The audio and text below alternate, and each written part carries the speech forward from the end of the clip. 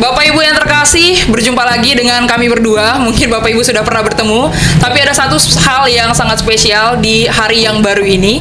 Ada satu program yang khusus dipelopori oleh kategorial AMA HKBP. Lebih tepatnya AMA Lansia HKBP, yaitu podcast AMA HKBP. Nah, di episode yang kali ini Bapak Ibu yang terkasih, kita sebenarnya akan mengundang kaum AMA yang sangat menginspirasi, yang akan memberikan inspirasi kepada Bapak Ibu terkasih, juga mungkin anak muda yang mau belajar menjadi sosok orang tua yang menginspirasi bagi anak-anaknya. Nah, kita langsung saja, tapi terlebih dahulu sebelum kita berkenalan, kita dengarkan dulu profil dari narasumber kita yang sangat menginspirasi hari ini. Silakan, Inang Neti. Terima kasih Inang Cynthia. Monggo. Jadi, Amang Inang penonton setia channel YouTube HKBP, tentu narasumber hari ini sangat menginspirasi. Bagaimana tidak? Karena beliau lahir di sebuah kota kecil namanya Siborong-Borong, pasti kita tahu, tanggal 3 April tahun 1961. Dan di dalam perjalanan hidupnya, ia didampingi oleh seorang istri yang sangat beliau cintai, Inang Boru Simanjuntak, dan dengan 4 orang anak yang semuanya adalah abdi negara. 37 tahun mengabdi sebagai abdi negara, beliau ini baru saja purna bakti tahun 2019. Langsung saja kita sambut Amang Kombes Purnawirawan Maruli Sihaan. Apa kabar Amang? Baik, sehat-sehat. Iya. Puji Tuhan. Ya. Inang sehat, Inang? Sehat. Iya. Nah, selain Amang Kombes Maruli Sihaan, hadir juga bersama dengan kita seorang pendeta, terlihat masih sangat muda. Terima kasih. Memiliki seorang istri Inang Boru Napitubulu dan 4 orang anak. Langsung saja kita sambut Kepala Biro AMA Lansia HKBP, Amang Pendeta Herwin Simarmata MTH. Selamat pagi, Amang. Pagi. Oke, Neti udah kenal belum sebelumnya dengan Amang Herwin, dengan Amang Maruli dan Inang? Iya. Sudah pernah bertemu, Neti? Kalau Amang Herwin, puji Tuhan sudah ketemu di kantor pusat, Amang ya. Iya, betul. Kalau Amang Maruli? Kalau Amang Maruli, ya harinya baru sekarang, Amang ya. Kita baru kenalan. Mudah-mudahan makin sering ya, Inang. Mungkin boleh nih Amang, sebelum kita masuk ke dalam percakapan kita, diperkenalkan sedikit Amang secara pribadi. Mungkin ada yang kami perkenalkan tadi kurang lengkap. Boleh Amang dan Inang juga. Silakan Amang. Baik, terima kasih. Salam. Selamat pagi, salam sejahtera bagi kita semua. Yang kami hormati Amang Pendeta Simarmata dan juga calon pendeta itu Guru Pardede, Guru Pasariwu dan juga calon pendeta. Tapi ya. Ya, pertama-tama kita harus bersyukur karena kita masih bisa di dalam hari ini bertemu dalam rangka untuk talkshow, dalam rangka AMA ya. Kami akan secara singkat memperkenalkan diri bahwa nama Maruli Sihaan, ya, terus Purnawirawan Polri, ya, pangkat terakhir Kombes Pol, dan juga ya puji Tuhan ada S3 Doktor, dan kami lahir di salah satu desa yaitu Luwu Sregar, Kecamatan Siborong-Borong 3 April 1961, dan perjalanan hidup saya adalah asli anak petani ya. Kebetulan orang tua kami adalah petani dan dilalui dengan pendidikan mulai dari ST terus sampai ke STM dan kuliah di Universitas Darmagung, kemudian ngambil S2 di Jayabaya, terus S3 di Brawijaya ya. Kemudian kami berkeluarga dengan istri tercinta ya, yaitu mantan pacar lainnya, yaitu Ibu Boru Simanjuntak sekitar tahun 1987, acara pernikahan di HKBP Sudirman.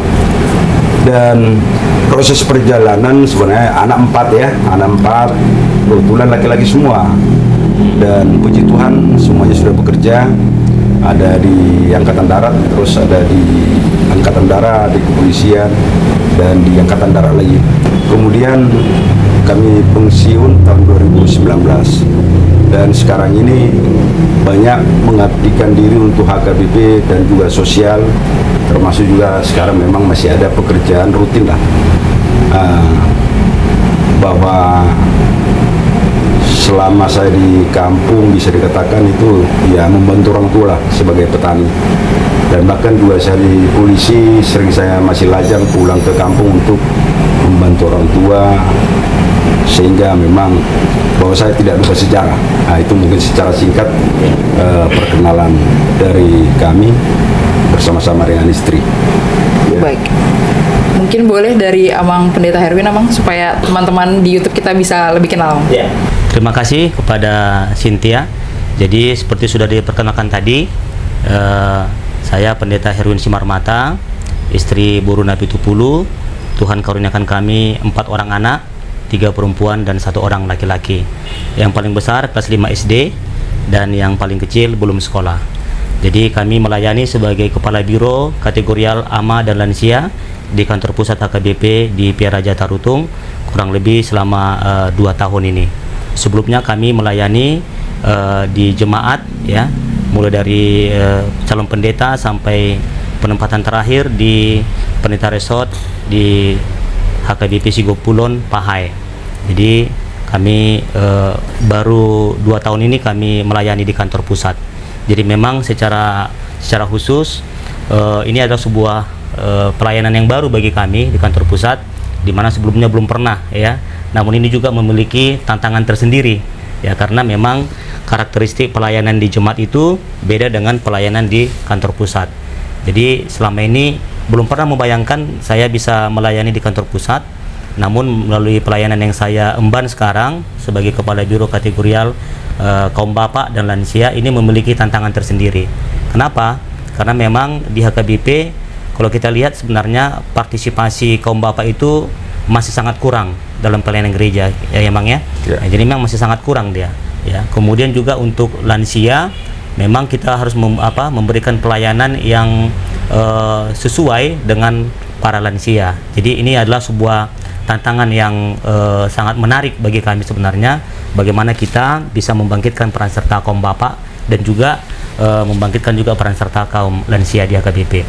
Itu aja dulu dari kami, ya, perkenalan singkat, ya. Terima kasih. Singkat namun cukup panjang, ya, Amang, ya.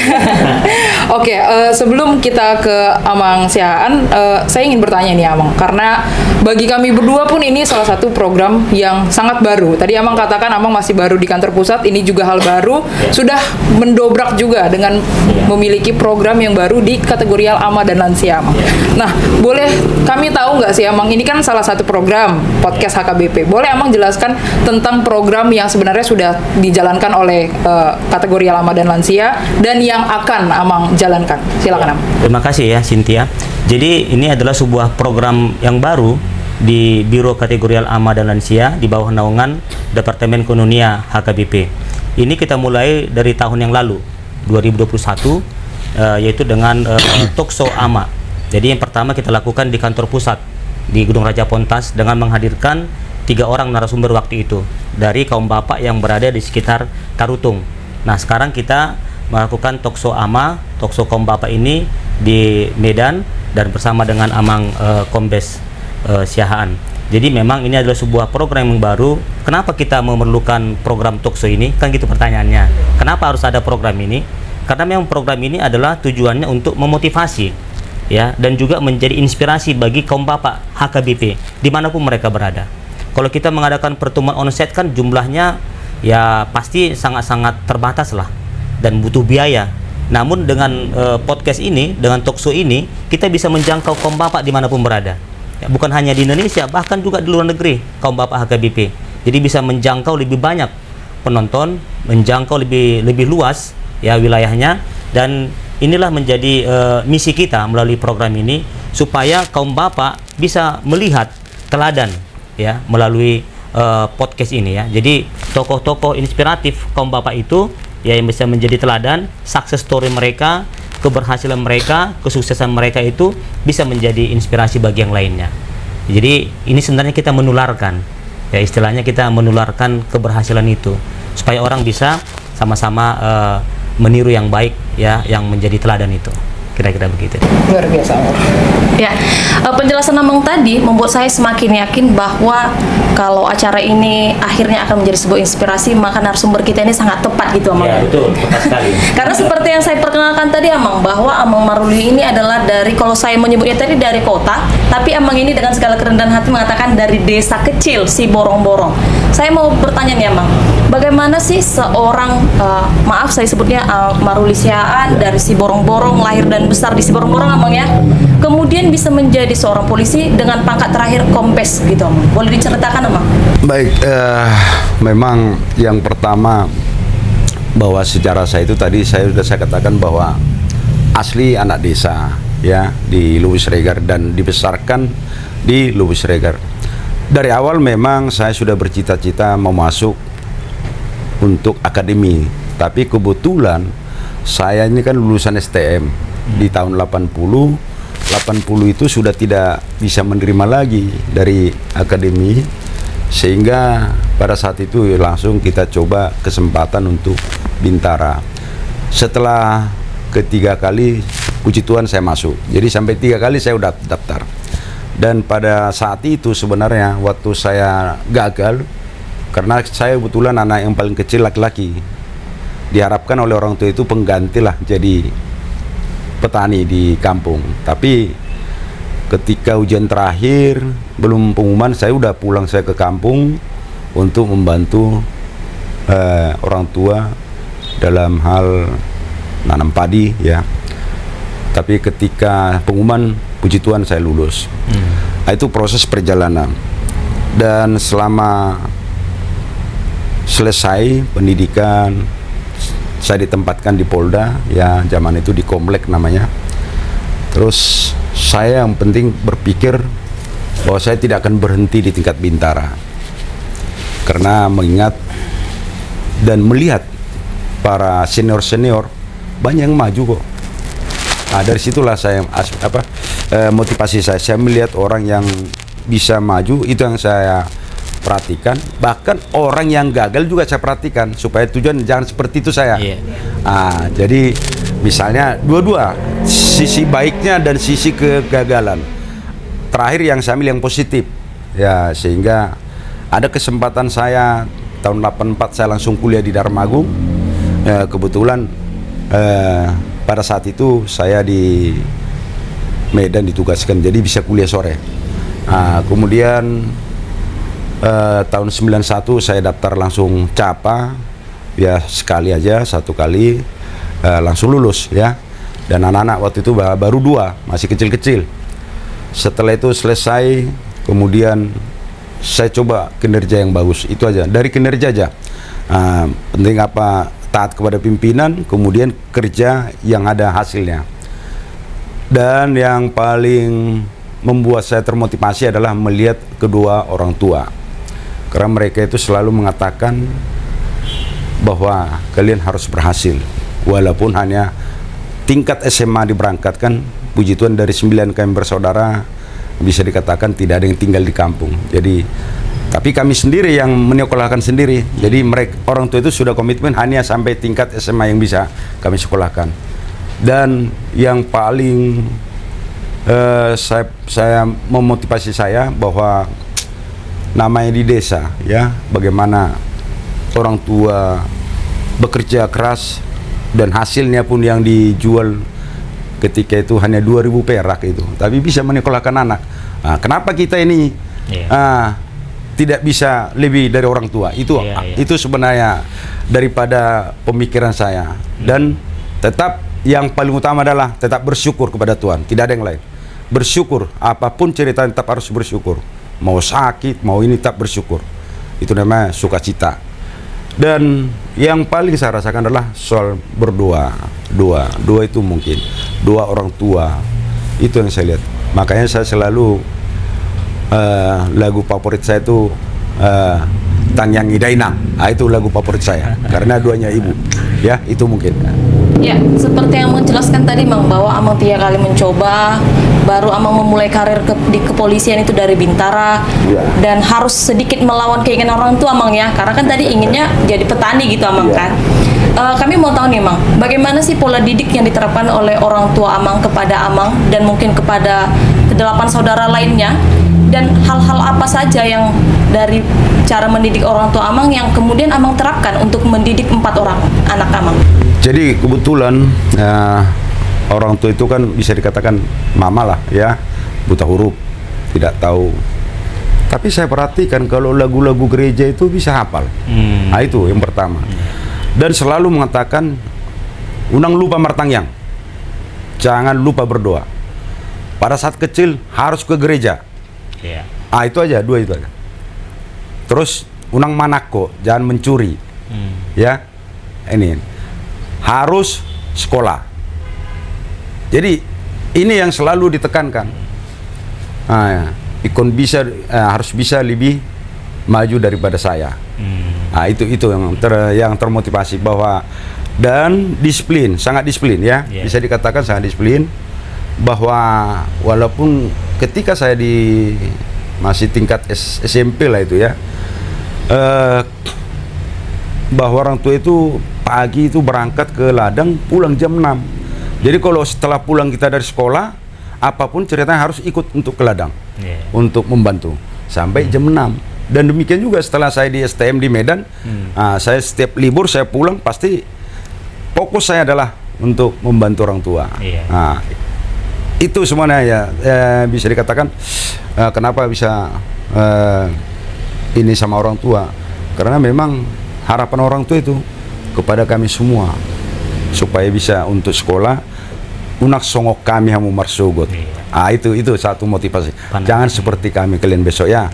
Harus betul-betul tetap bersyukur dan berdoa dan kerja keras. Itu yang paling utama. Ya, seperti yang mau sampaikan tadi kan, masa kecil Amang kalau pulang sekolah harus pergi ke ladang gitu, Mang. Tentu kan anak-anak Amang tidak merasakan hal seperti itu ya kan, Amang? Betul. Karena Amang sudah di Medan, Amang kan. Nah, kita juga perlu menyadari emang faktanya perbedaan zaman gitu, Mang. Kalau di zaman Amang mungkin orang tua bilang ya anak-anak pasti gitu, Mang. Tapi kan kemudian dengan perubahan-perubahan zaman, orang tua bilang kadang anak-anak gede gitu. Bagaimana Amang menghadapi ini? Bagaimana pola-pola didik yang Amang lakukan untuk anak-anak Amang sehingga anak-anak Amang ini jaya di laut, di darat, dan di udara, Amang? Jadi ya, saya terus terang, setelah mereka ini sudah tingkat bisa dikatakan di SD lah, ya sudah mengenal dunia, dalam arti sudah mengenal bapaknya, mengenal ibunya, ya kan, mengenal ini. Saya tanamkan kepada mereka bahwa papimu ini adalah orang petani, ya, papimu ini adalah betul-betul orang susah. Memang orang susah. Jadi setelah mereka ini ketika itu masih baru 2 ya, ini sudah selalu saya bawa ke kampung dan selalu menceritakan, sini bapakmu dulu sekolah jalan kaki sampai 7 km. Jadi memang sangat mereka itu merasa mungkin sedih juga, tapi memang tidak pernah mengatakan itu kan ketika bapak dulu, tidak pernah mereka mengatakan seperti itu. Dan justru saya cerita, setiap kami pulang itu saya ceritakan itu perjalanannya, bagaimana orang kampung. Di situ juga saya tanamkan rasa bagaimana budaya orang Batak sama mereka. Kemudian yang kedua, setiap kami misalnya makan di salah satu tempat, misalnya di hotel, setelah kembali saya bukan nanya makanannya enak nggak makan di sana, tempatnya enak. Itu hebat ya, punya hotel ini sini nih. Langsung saya sampaikan, mereka itu adalah orangnya seperti ini, dia punya usaha, tapi karena betul-betul mereka adalah sekolah. Ini kalau kalian nanti bisa berhasil sekolah, pasti bisa seperti itu. Mau jadi apa, jadi yang penting pegangan itu. Dan itu ya memang saya kan sibuk juga waktu itu Kasat Reserse di Poltabes ya. Ya mungkin lebih banyak yang mendampingi ya istri saya. Saya hanya sepintas saja untuk komunikasi. Kadang-kadang saya pulang udah tidur, ya. Saya juga mungkin mereka sekolah, saya masih belum bangun, masih tidur. Nah, jadi mungkin hampir lebih banyak ya istri lah yang bisa mengarahkan. Tapi saya memotivasi dengan kesusahan, memotivasi dengan adanya satu tempat yang mewah supaya dia termotivasi. Nah itu. Kemudian yang paling utama itu saya selalu kalau ada orang yang di jalan itu, saya nanya, itu kenapa Pi katanya. Nah, itulah.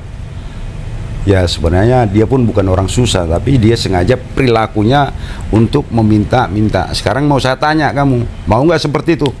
Wah nggak mungkin loh Pi. Nah itu makanya harus baik kepada orang tua, terus tetap berdoa.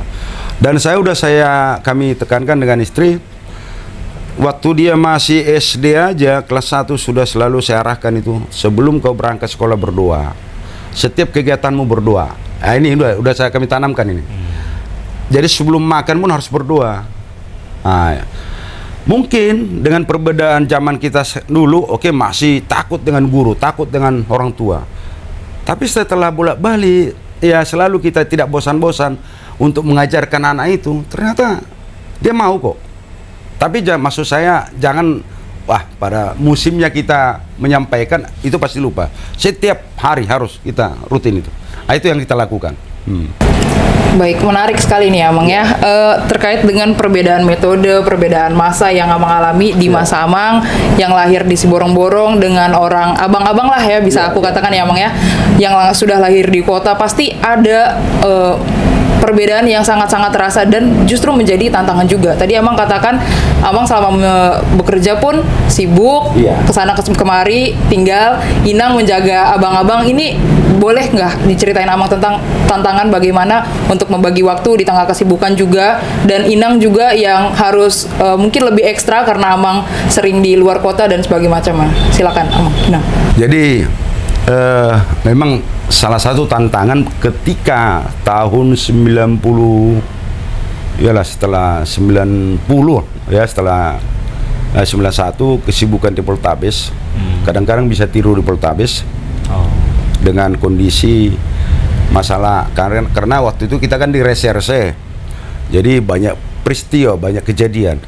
Ini tantangan memang, kalau dikatakan tantangan memang, karena bisa 2 hari kita nggak pulang. Zaman itu komunikasi mungkin masih pager itu, masih telepon rumah. Belum ada HP man. Tapi saya sempatkan juga, saya telepon ke rumah, saya tanya istri gimana anak-anak, udah makan. Itu yang paling pertama dulu saya tanya. Nah, terus dia sudah pulang sekolah, apa kegiatan dia sekarang? Karena masih SD di kelas 5 mereka itu sudah langsung saya evaluasi apa kekurangannya. Kebetulan mereka itu kan semuanya kan dari Katolik nih, Santo Mas Katolik. Dari SD sampai ke Santo Yosef ya. TK Santo Yosef, Santo Mas. Jadi yang pertama selalu saya tanya istri, biar istirahat, tapi sore usahakan harus bimbingan. Jadi komunikasi, karena komunikasi, dan kalau ada waktu saya, karena Poltabes kan waktu itu kita tinggal di Jalan Murah ya kan.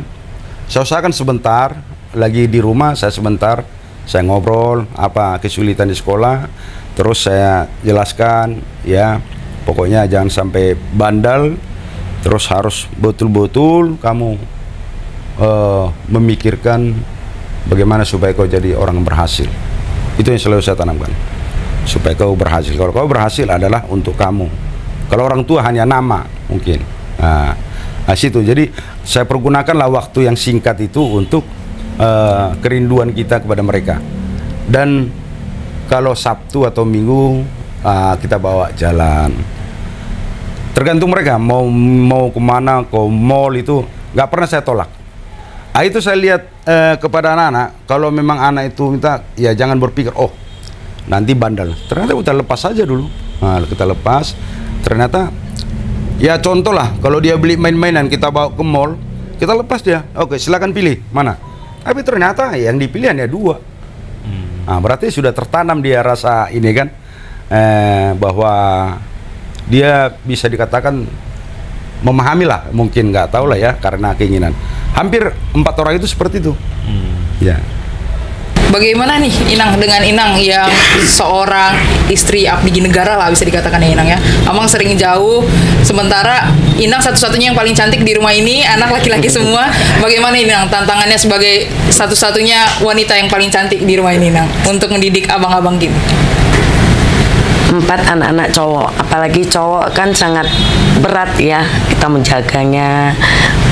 Papinya selalu kerja ya, sibuk, tapi anak-anak itu dekat. Walau juga papinya tugas, pulang ke rumah langsung ini loh, ngobrolnya apa ya, sangat dekat anak-anak sama papi dan maminya, itu aja. Berarti kalau untuk Inang sendiri, meskipun semua abang laki-laki, karena basicnya sudah penurut, sudah dididik oleh Amang juga ya Inang ya, jadi mungkin tidak terlalu sulit lagi ya Inang ya? Enggak. Oke, saya beralih sedikit ke Amang Simarmata, Amang. Mungkin tadi saya tanyakan terkait dengan susahnya mendidik anak, tantangan untuk mendidik anak. Saya sekarang ingin bertanya nih Amang, karena Amang Kepala Biro Ama Lansia. Ya. Ini sedikit berkaitan karena sama-sama tentang tantangan, tapi bagaimana Amang sendiri melihat tantangan? Tentu cukup sulit ya Amang ya, kita tahu sendiri di HKBP ini kaum ama harus diperlakukan lebih punya trik khusus. Ini bagaimana Amang untuk menghadapi tantangan yang sudah jelas ada di depan mata ini Amang? Silakan Amang. Ya. Terima kasih. Jadi menarik tadi kisahnya Amang Maruli Siahaan ya, sebagai anak petani dan juga dididik, dibesarkan oleh orang tua, dan sekarang Amang ini sebagai orang tua juga mendidik dan membesarkan anak-anaknya. Dari kisahnya Amang Maruli Siahaan tadi kita bisa melihat ya, sebenarnya peranan kaum bapak itu sangat sentral ya, sangat vital dalam membentuk satu generasi ya. Jadi bagaimana sebenarnya peranan kaum bapak di tengah-tengah keterbatasan waktu seperti kisahnya Amang Siahaan tadi ya, dan saya yakin ya banyak bapak-bapak yang merasakan hal yang sama juga. Berangkat pagi anak-anak masih tidur ya kan, pulang malam anak-anak sudah tidur lagi. Jadi sekilas dulu waktu saya melayani di Jakarta, saya merasakan hal yang sama. Berangkat pagi anak-anak masih tidur, pulang dari pelayanan sudah malam, anak-anak sudah tidur. Jadi sebenarnya ini tantangan bagi kaum bapak, karena memang kaum bapak ya, secara khusus di HKBP, bapak itu bukan hanya bread giver ya, bukan hanya pencari nafkah ya.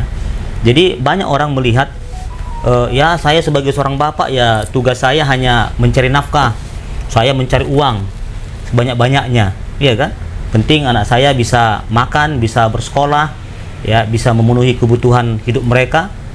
Namun perlu kita ingat bahwa seorang bapak bukan hanya pencari nafkah. Ada 3 peranan seorang bapak itu sebenarnya. Yang pertama, dia adalah sebagai imam, ya, dalam bahasa Batak malim, ya. Dia itu harus sebagai imam di tengah-tengah keluarga. Seperti dikatakan oleh Amang Siahaan tadi, ya, seorang bapak itu dia adalah seorang, ya bisa kita katakan seorang pemimpin rohani lah, yang mengingatkan anak-anaknya untuk berdoa. Itu luar biasa tadi Amang.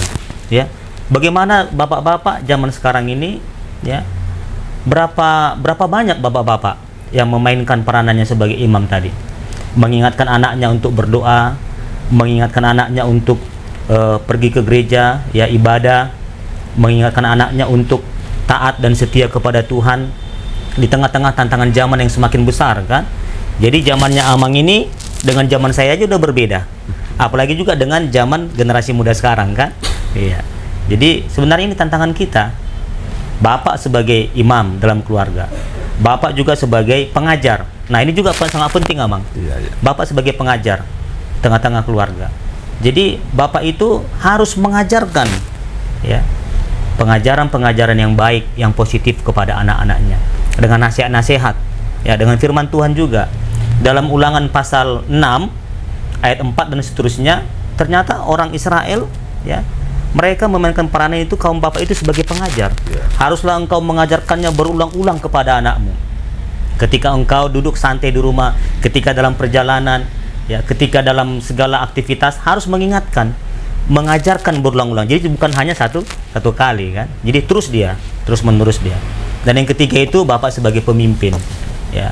Dan saya lihat sebenarnya di zaman sekarang ini kita butuh teladan, ya, kepemimpinan yang teladan, ya. Jadi kita membutuhkan seorang sosok teladan yang ditiru oleh anak-anaknya. Kalau kita tanya misalnya anak-anak, siapa sosok teladan bagi anak-anak kita? Ya, kalau dibilang sosok teladan bagi saya adalah bapak saya, itu bagus, puji Tuhan, ya. Tapi coba dibilang sosok teladan saya adalah bapaknya orang sana gitu kan udah bahaya, ya. Udah beda kan? Iya kan? Atau dibilang misalnya sosok teladan bagi saya adalah dikatakan misalnya Upin Ipin contohnya, iya kan? Udah sebenarnya ya udah agak gimana ya? Atau sosok teladan saya misalnya Power Rangers contohnya gitu ya, untuk anak-anak yang masih kecil kan. Jadi sebenarnya kita butuh figur seorang bapak sebagai teladan. Dan saya yakin itu sudah ditunjukkan oleh Amang Maruli Siahaan dan didampingi oleh Inang, ya. Saya yakin juga peran serta ibu sangat mendukung, ya. Memang kami bapak-bapak ini kadangkala kekurangan waktu sebenarnya, ya, tapi itu sebenarnya bukan jadi alasan. Apalagi zaman sekarang kan sudah kita bisa langsung cepat berkomunikasi dengan handphone kan. Dulu di zamannya Amang masih pager, Amang, masih pager, telepon rumah. Atau iya, atau juga hati juga Amang sih, ya. Nah, tapi di rumah nggak ada hati, nggak ada hati di rumahnya. Iya, kalau sekarang kan sudah ini kan, Iya. kita sudah punya handphone, kita bisa membuka akses internet dan sebagainya, ya. Bisa melalui Zoom, ya, Zoom meeting atau VC, ya, video call dan sebagainya. Jadi sebenarnya teknologi ini membantu kita untuk berkomunikasi antara orang tua dengan anak-anaknya, bisa berkomunikasi dengan leluasa. Itu yang menjadi poin saya. Ya. Penjelasan Amang tadi, Mang, mengingatkan saya pada sebuah cerita di sebuah desa yang tidak perlu kita sebutkan namanya. Jadi ada seorang bapak, dia bernyanyi dengan sangat semangat, Mang. Nyanyinya mubana ma'au, tapi dinyanyikannya jam 2 malam di Lapo Tua. Pulang dari situ dia mabuk dan dia menimbulkan keributan di rumah tangga. Jadi sebenarnya sebagai seorang bapak itu punya tanggung jawab yang sangat besar, Amang, ya. Sebagai seorang imam, pemimpin, dan menjadi pengajar gitu. Nah, kita sudah melihat tadi Amang dari sosok Amang Maruli Siahaan. Lalu saya percaya Amang seperti ini, bahwa di balik lelaki yang hebat ada perempuan yang sangat kuat. Hidup perempuan HKBP. Iya, saya setuju. Lalu beberapa waktu kemarin kan Amang kita sangat heboh dengan sebuah film, latar belakangnya orang Batak banget, ngeri-ngeri sedap. Jadi bapak ini kesannya sangat kaku, tapi ibu seringkali tertindas. Di film itu ya. Di film itu. Nah, lalu ada film lagi Amang. Jadi dia punya 3 orang anak. Jadi treatment kepada anak pertama, anak kedua, dan anak terakhir ini sangat berbeda. Anak pertama ini dipaksa sangat kuat, tapi anak terakhir apapun yang diminta dia selalu memberikan. Nah, karena ada Amang Maruli, ada Inang, dan Amang Simarmata di sini yang notabene udah lintas generasi, Amang, ya. Apakah hal-hal seperti itu juga terjadi ketika Amang mendidik anak? Apakah treatment anak pertama, kedua, ketiga, keempat itu berbeda-beda gitu, Amang? Baik, kita kan punya anak 4. Saya yang pertama itu fokus dulu, dalam arti memang awalnya itu khawatir besok mereka ini jadi apalah. Laki-laki itu kan bisa dikatakan indikasinya sering berantem, berkelahi. Kemudian yang kedua, latar belakang saya anak polisi itu bisa dikatakan ini masih identik tidak berhasil. Nah, tadi memang belum saya sampaikan, ya. Yang jelas sejak mereka itu sudah mengerti bapak dan mamanya, hingga sampai saat ini saya belum pernah marah kepada mereka 4 itu. Itu salah, Bang. Belum pernah saya katakan kau dari mana, tidak tahu aturan kamu keluar. Paling saya panggil, dari mana sayang? Oh ini, besok nggak boleh lagi seperti itu karena banyak perampok sekarang. Nah, dan tidak pernah saya marah sampai sekarang, bisa dicek, dan istri bisa tanya. Kalau istri marah, bahkan istri saya marahin, nggak boleh dimarahin. Kamu terlalu memanjakan. Bukan dimanjakan, biarkan dia. Karena apa? Pola berpikiran itu kalau kita batasi, itu akan memicu suatu niat yang tidak baik. Kita lepaskan dia. Itu saya. Ternyata berhasil. Tapi tetap kita awasi setiap perkembangan. Bahkan setelah ada handphone sekarang, mungkin saya jam 7 itu saya siapkan waktu saya untuk telepon. Bukan mereka telepon saya. Saya telepon. Apa yang kau kerjakan? Sudah makan sayang? Nah, sudah makan komandan. Bahkan sekarang saya balik, saya panggil komandan. Jangan gitu lah Pi. Iya supaya kau nanti jadi komandan. Menantu saya juga, saya telepon. Apa kabar Inang? Baik-baik. Jaga kesehatannya. Gimana Pak Opu? Satu-satu cucu tuh. Gimana Opu? Jadi wah setelah itu betul-betul rasa holong itu timbul. Kemudian latar belakang lagi saya lihat pihak dari saya Opung ya, setiap datang dari kampung kita waktu kita tinggal di PTC itu minong lah, mama ini selalu pergi ke PTC itu, nanti pulang udah dibawa beli baju untuk Oponya. Menunjukkan. Terus mertua saya dua-dua, kebetulan mertua saya kan Sintua. Itu yang selalu mengharuskan harus gereja. Setelah mertua sakit, bahkan jadi anak-anaknya yang bawa gereja. Itu. Dan soal perbedaan tadi, memang pasti berbeda. Tapi ya, kalau saya lihat nomor 1, nomor 2 itu perbedaan itu ada pendiam, terus ini yang agak lebih intensif komunikasi. Tapi soal sikap perilaku saya lihat tidak ada masalah. Kemudian yang nomor 3 ya seperti pendeta, calon pendeta. Itu.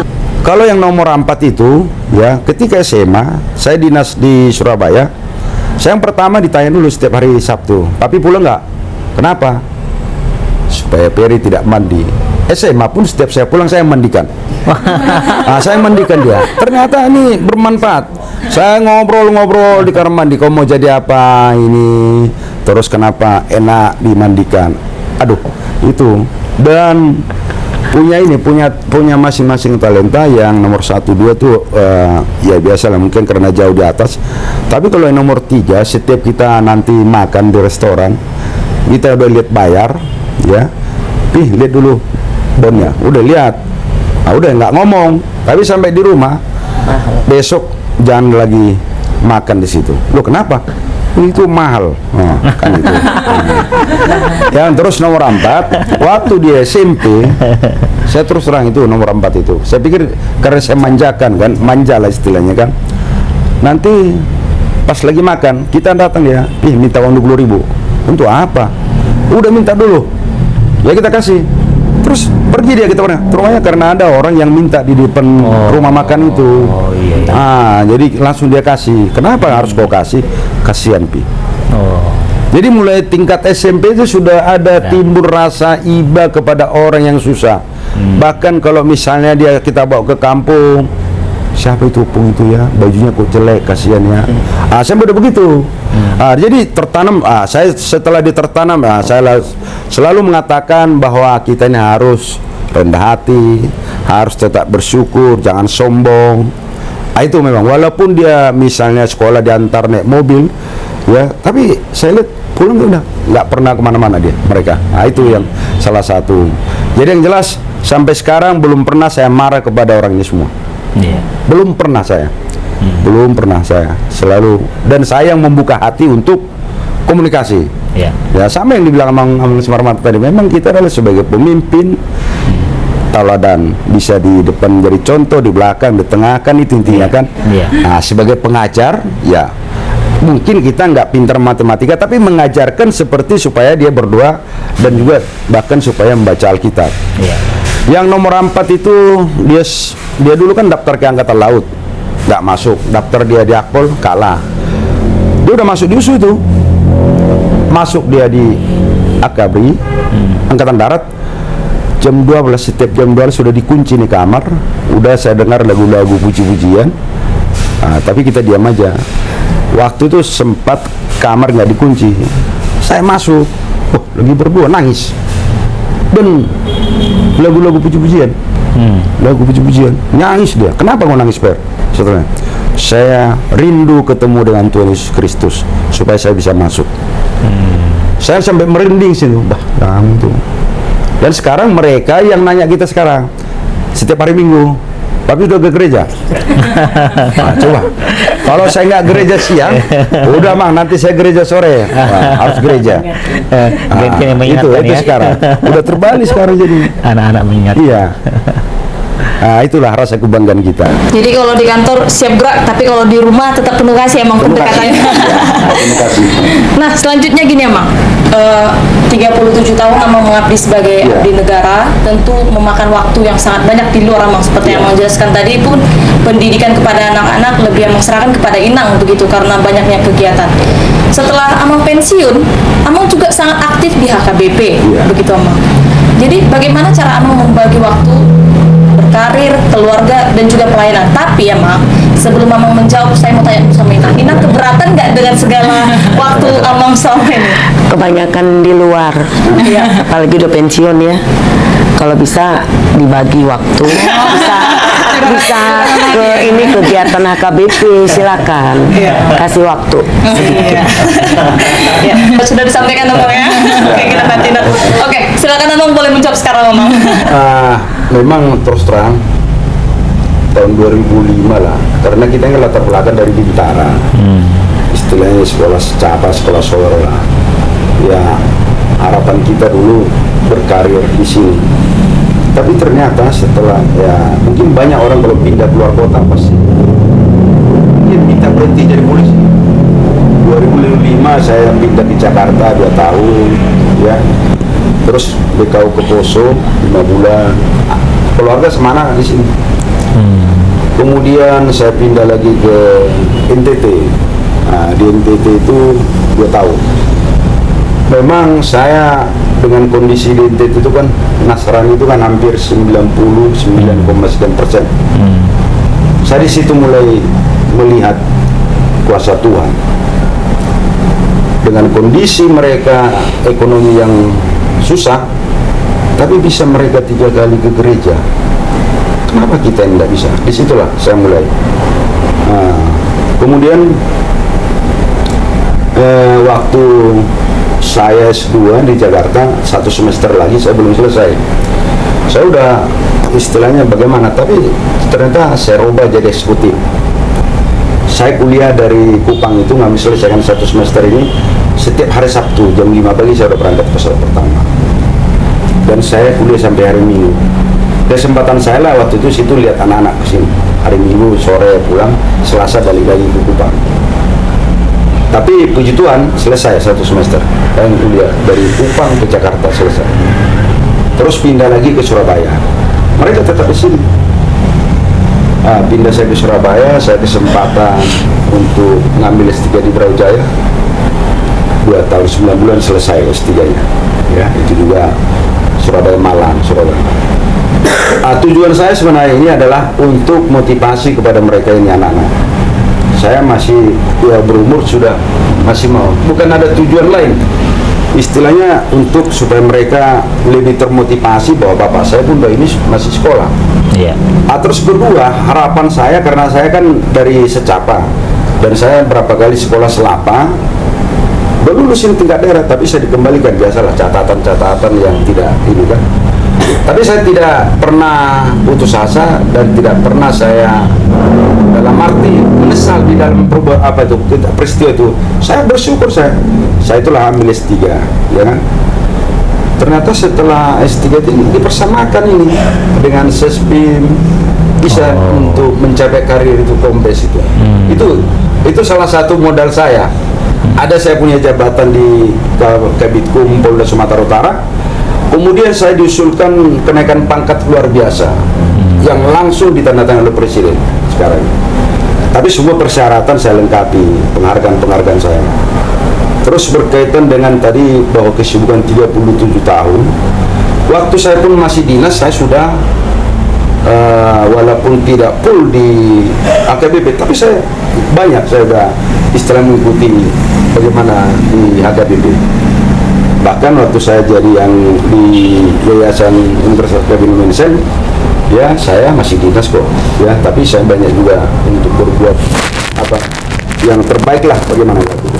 Kembali kepada sekarang, kenapa habis waktu? Justru sekarang memang setelah saya pensiun bisa dikatakan lebih banyak saya kesibukannya. Sosial di HKBP, sosial di duka, suka, pesta, bahkan di HKBP ini pun ya puji Tuhan, makasih juga kepada Purus masih dipercayakan ketua pembangunan Cetun, terus badan usaha, kemudian ketua tahun kesehatan di distrik 10 Medan Aceh. Nah, kenapa saya harus berbuat seperti itu? Kembali, jangan lupa sejarah. Masih itu HKBP. Sampai kapanpun saya tetap HKBP.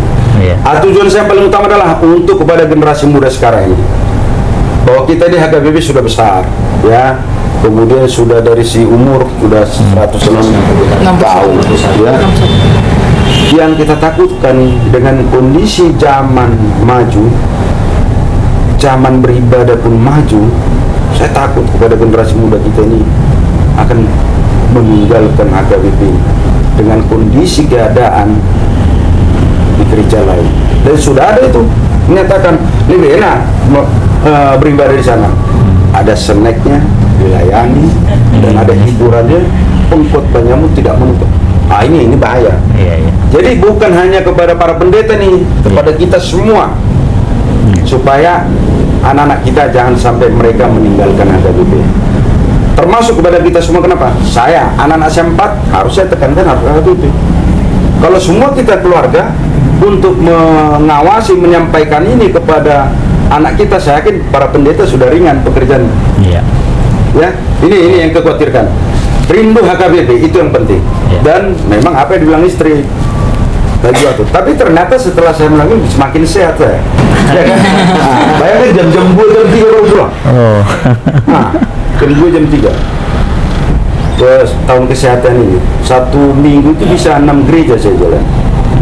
Disitulah waktu saya menyampaikan kepada generasi muda, perlu menjadi generasi muda HKBP adalah pemimpin di gereja dan pemimpin juga di negara ini. Nah, itu motivasi saya buat para generasi. Jadi walaupun orang abang-abang ini sudah jaya di laut, udara, dan di darat, tetap harus jaya di HKBP ya, Bang ya. Dan sekarang kebetulan anak saya nomor 2 itu kan sudah pindah ke sini. Kalau waktu saya bawa dia tuh ke acara-acara. Menarik sekali nih, Amang. Begini, Amang. Tadi saya mendengarkan, saya sebenarnya sangat terkesima melihat sosok Amang, karena terus terang Amang saya juga pernah berbicara dengan salah satu pendeta kita yang juga punya concern tentang cara didik anak. Beliau juga mengatakan bahwa orang Batak itu ciri khasnya mengajarkan anak ini dengan keras. Ditambah Amang adalah seorang abdi negara yang gambarannya pun sangat keras gitu, Amang. Jadi seharusnya double keras, tapi ternyata bahkan Amang menyebut anak-anak tadi sayang, bagaimana kabarnya gitu ya, Amang ya. Ini merupakan satu gambaran yang sebenarnya sangat istimewa, Amang, dan mungkin jarang ditemui oleh sosok bapak-bapak Batak nih, Amang. Menurut Amang sendiri, kita tahu sekali tagline-nya Amang HKBP adalah Namar Sahala. Menurut Amang, sebagai sosok yang menurut saya pribadi saja, Amang, kita baru bertemu 1 jam, saya sudah bisa mengatakan bahwa Amang sudah bisa dikatakan menjadi sosok ama yang sangat bersahala, Amang, cocok untuk dicontoh. Tapi menurut Amang sendiri, apakah Amang sudah menjadi gambaran dari ama yang bersahala, dan bagaimana juga penggambaran Amang dan harapan Amang ke depannya jika apabila menurut Amang belum sampai di sana, Amang? Ya, kalau penilaian mungkin kalau kita sendiri menilai diri kita mungkin tidak baik juga ya. Tapi yang jelas adalah yang selalu kita harapkan dan siapapun itu orang tua adalah kalau anak sudah berhasil. Tapi berhasil itu belum tentu hanya di pekerjaan. Perlu adalah sampai dia berkeluarga, ya, sampai dia menikah. Saya kan baru 2 lagi kan belum. Tapi ini pun dengan 2 saya supaya mereka juga tak menikah. Makanya istilahnya di orang Batak itu kan apa, asangapun dan hagabeo. Hagabeo nasangapun namora. Terakhir itu hamoron itu kan. Kalau udah jadi itu anak punya asangapun, ya anak bisa mengajukan. Kemudian masalah soal misalnya tadi saya berpikir, saya ini kan polisi. Jadi istilahnya permasalahan yang ada di kantor, saya tidak pernah bawa itu ke rumah. Saya tinggalkan itu. Banyak udah alasan ini marah-marah sama istri mana gara-gara kantor. Saya tidak. Dari dulu itu udah saya tanamkan. Ya kantor-kantor. Bahkan istri mau nanya kantor, udah kamu nggak usah campuri. Karena nggak bermanfaat juga. Karena kamu juga untuk apa melibatkan keluarga yang berkaitan kantor. Saya nggak pernah cerita di kantor apa masalah ini. Kalau misalnya dia tahu atau anak tahu, udah itu nggak ada, nggak usah pikirkan, kau fokus ke sekolah.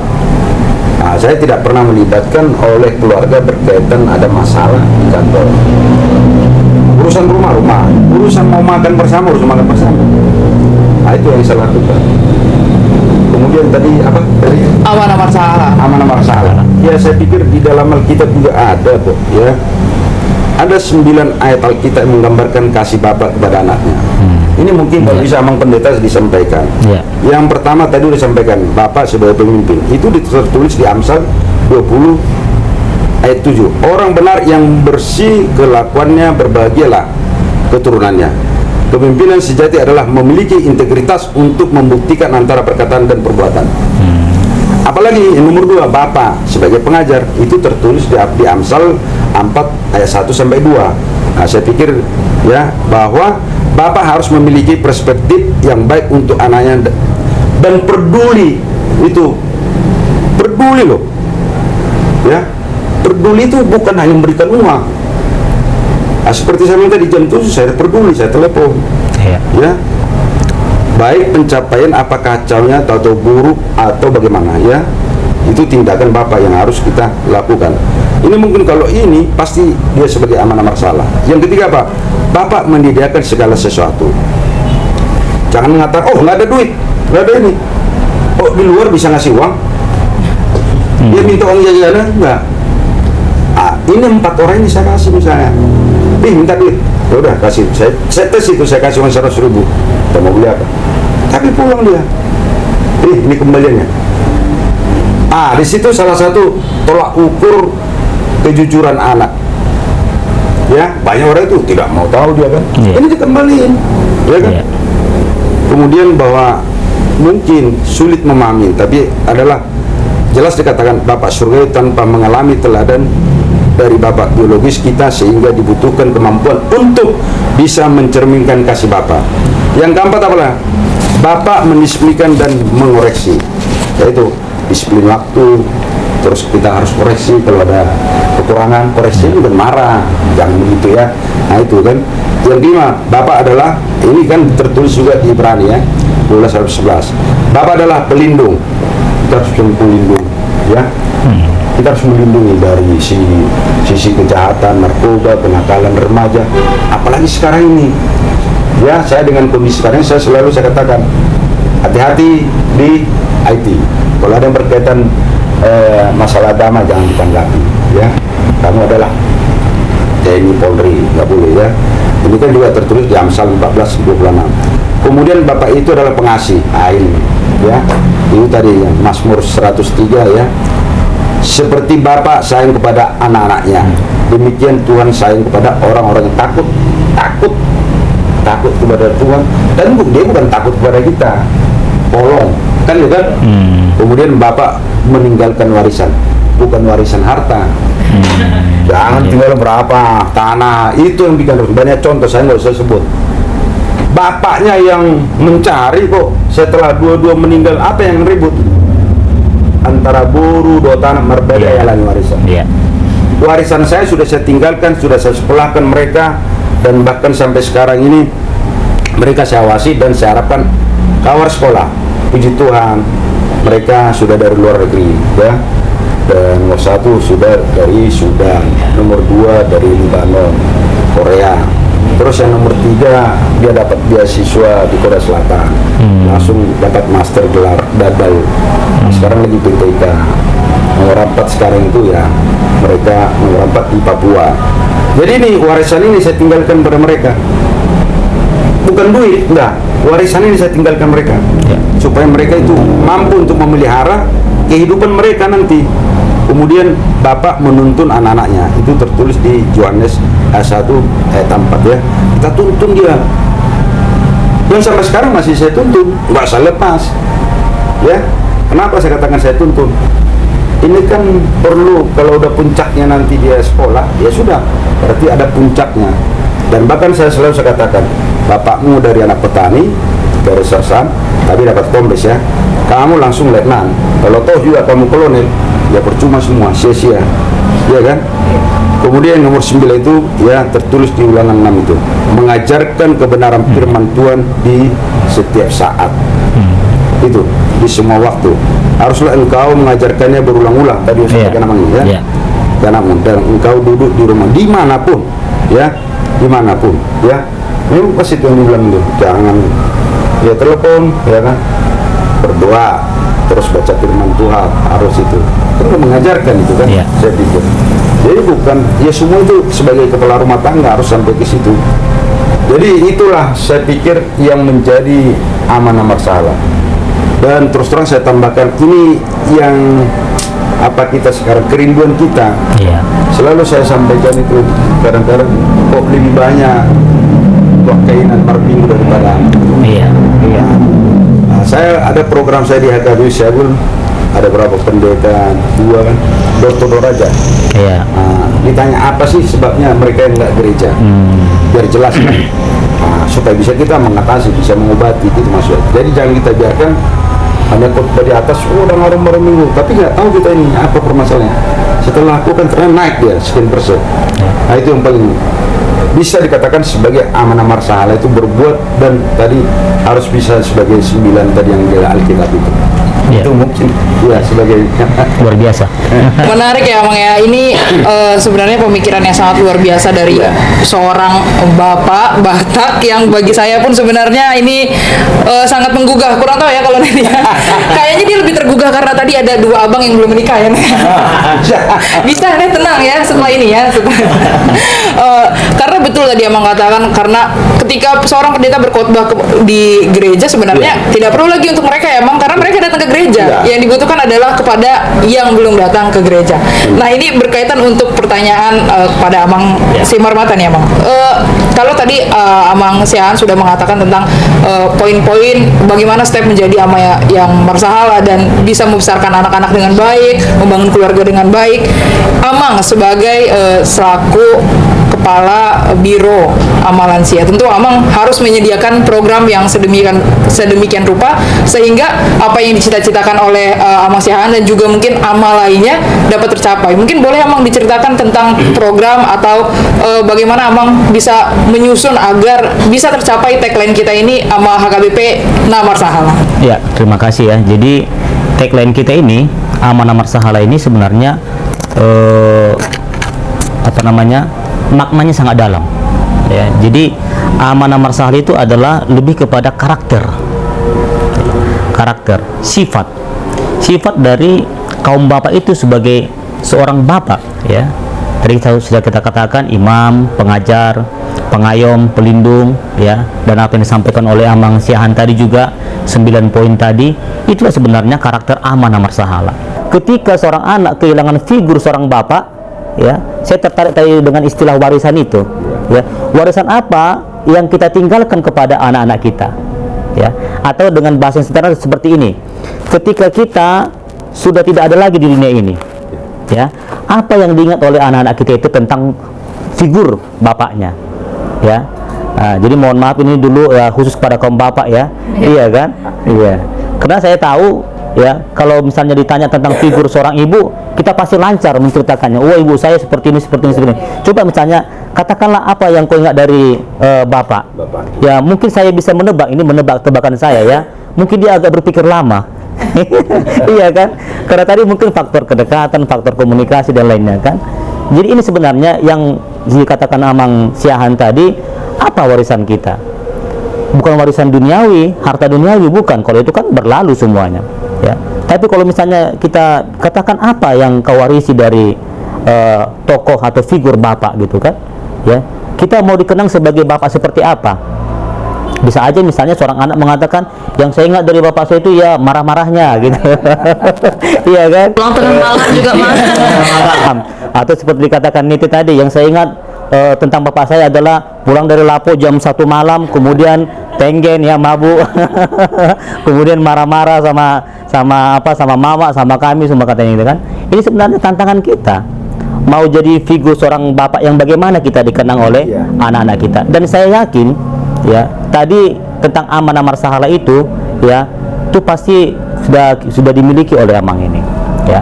sudah menjadi seorang ama yang marsahala, ya. Dan ini juga menjadi cita-cita kita semua, ya.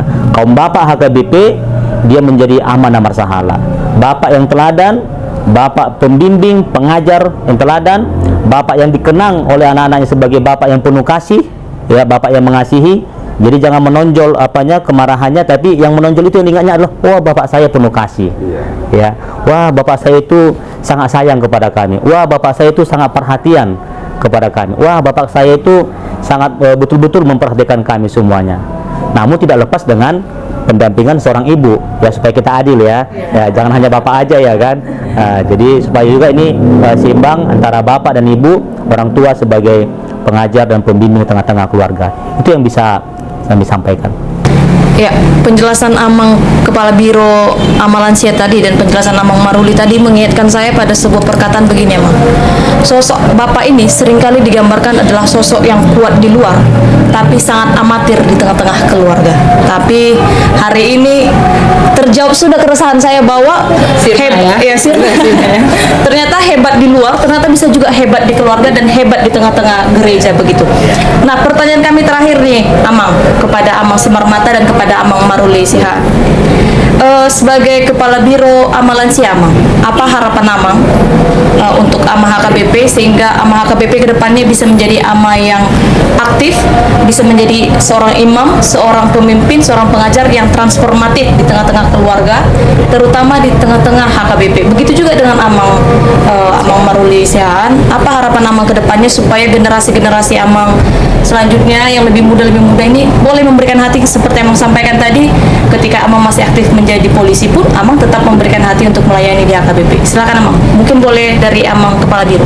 Ya, jadi terima kasih atas pertanyaannya. Harapan saya sederhana sebenarnya.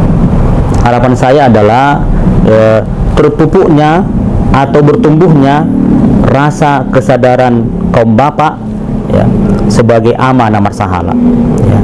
Terpupuknya atau tumbuhnya kesadaran seorang bapak akan perannya yang sangat penting dalam membentuk satu generasi, ya, satu generasi yang kuat, ya, generasi yang beriman, ya, generasi yang takut akan Tuhan untuk kedepannya. Jadi ini memang bukan pekerjaan satu orang atau dua orang, ini adalah pekerjaan kita bersama-sama, bukan hanya dari kantor pusat HKBP, ya, namun ini adalah pekerjaan dari seluruh, ya, para pelayan, seluruh parhalado, dan juga seluruh warga jemaat. Jadi memang kita rindu, ya, sosok ataupun profil seperti seorang Amang Kombes Maruli Sihaan, ya, sebagai seorang warga jemaat, sebagai seorang bapak yang menunjukkan keteladanannya, menunjukkan keaktifannya dalam pelayanan gereja. Tadi Amang ini sudah menyebutkan beberapa pelayanannya yang sangat luar biasa, ya, dan setelah pensiun juga sangat semakin banyak pelayanan, lebih aktif, ya. Ya, jadi ini adalah harapan kita bersama, ya, cita-cita kita bersama supaya kembali tadi sang bapak itu menyadari peranannya, ya. Kenapa? Kalau kita nggak menyadari, kalau nggak disadari oleh sang bapak tadi, peranan itu akan tergantikan oleh yang lain, ya kan? Jadi dia bisa menjadi meniru teladan yang dari luar, padahal yang dari luar itu belum tentu bagus, ya kan? Jadi dia bisa mengambil contoh dari luar, padahal yang dari luar itu belum tentu sesuai ataupun cocok, ya. Jadi sebenarnya itu teladan itu harus ditumbuhkan dari rumah, dan siapa yang menumbuhkan itu adalah sang bapak bersama-sama dengan ibu juga. Ya, jadi sebagai sosok orang tua yang penuh dengan kasih sayang, penuh dengan perhatian, dan juga pengajar, ya, sang bapak tadi sebagai pengajar, imam, ya, pengayom, dan juga pemimpin tengah-tengah keluarga. Ini harapan kita bersama, ya, itu dari kami. Ya, kalau itu harapan dari Amang Kabiro, mungkin dari Amang Maruli apa nih harapannya, Amang, supaya kedepannya kaum bapak ini lebih aktif, supaya seperti yang Amang sampaikan tadi, supaya yang gereja jangan kaum ini aja gitu. Bisa ada dua baris lah, ya. Satu barisnya. Baik. Jadi memang harapan kita untuk kaum bapak, ya, ini saya pikir sangat penting, ya, sangat penting peranan bapak itu kehadiran di HKBP. Kenapa? Kehadiran seorang ina terbatas, baik di pembangunan secara iman, pembangunan secara fisik, adalah kaum bapak. Kenapa saya katakan pembangunan dalam iman? Karena kita juga harus mampu untuk bagaimana membuat suatu kekuatan kepada generasi muda ini. Kalau kita sudah bisa menunjukkan jadi tauladan, saya yakin mereka pasti akan melakukan. Terus kemudian kita perlu jangan lupa sejarah, itu yang perlu ya. Terus jangan sampai timbul seperti semut angin-anginan. Ketika dia banyak tuh contoh, ketika Satya menjabat masih enak lupa gereja. Ketika dia daun atau apa, baru sering mengirim firman Tuhan. Kehidupan ini buat aja apa adanya, berbuat aja dengan tulus ikhlas. Berbuat itu bukan memberi materi, berbuat untuk membesarkan HKBP. Itu kalau saya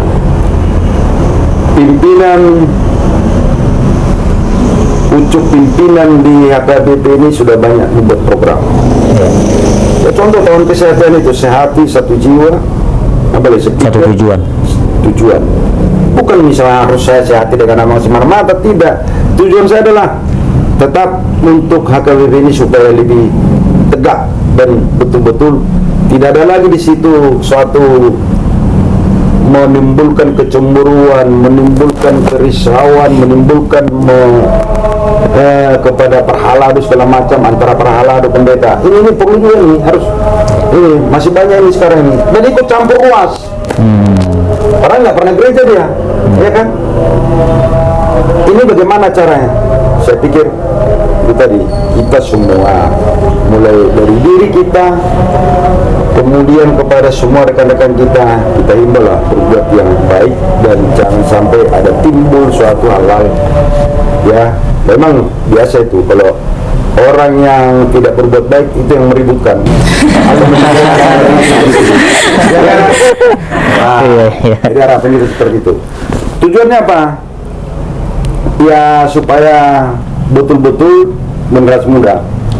Dan mungkin salah satu ini juga perlu dipikirkan. Kalau bisa di gereja itu pada saat kebaktian itu biar duduk bapak dengan istri. Oh, keluarga ya? Keluarga. Biar kelihatan. Karena tidak adil. Iya kan? Saya perlu tuh, saya pikir. Iya kan? Suami istri, anak, keluarga. Ya. Itu mungkin yang bisa kami sampaikan. Terima kasih sekali lagi ya, kita dalam doa supaya kita diberikan kesehatan, kekuatan dan bisa apa yang kita pertemuan kita hari ini menjadi bermanfaat kepada bagi semua kaum bapak yang ada di HKBP dimanapun berada ya. Luar biasa. Tepuk tangan dulu dong. Ya, terima kasih Amang. Baik, terima kasih Amang untuk cerita yang sangat menginspirasi kami semua. Tentu penonton-penonton di rumah pun sangat terinspirasi oleh cerita Amang, terutama untuk kaum bapak. Untuk saya pribadi, cerita Amang tadi benar-benar meneguhkan hati saya tentang ama yang masalah. Jadi sebenarnya seorang bapak bisa hebat di luar, tapi hebat juga di keluarga dan hebat juga di tengah-tengah jemaat dan masyarakat, begitu Amang ya. Apalagi kalau jadi mertua ya. Baik, Bapak Ibu teman-teman penonton setia channel YouTube HKBP, masih ada 11 episode yang menarik lainnya. Terus saksikan podcast Ama dan kita akan terus terinspirasi oleh tokoh-tokoh yang akan hadir di podcast HKBP. Sampai bertemu di podcast Ama lainnya. Ama HKBP. Nah, marsahala. Shalom.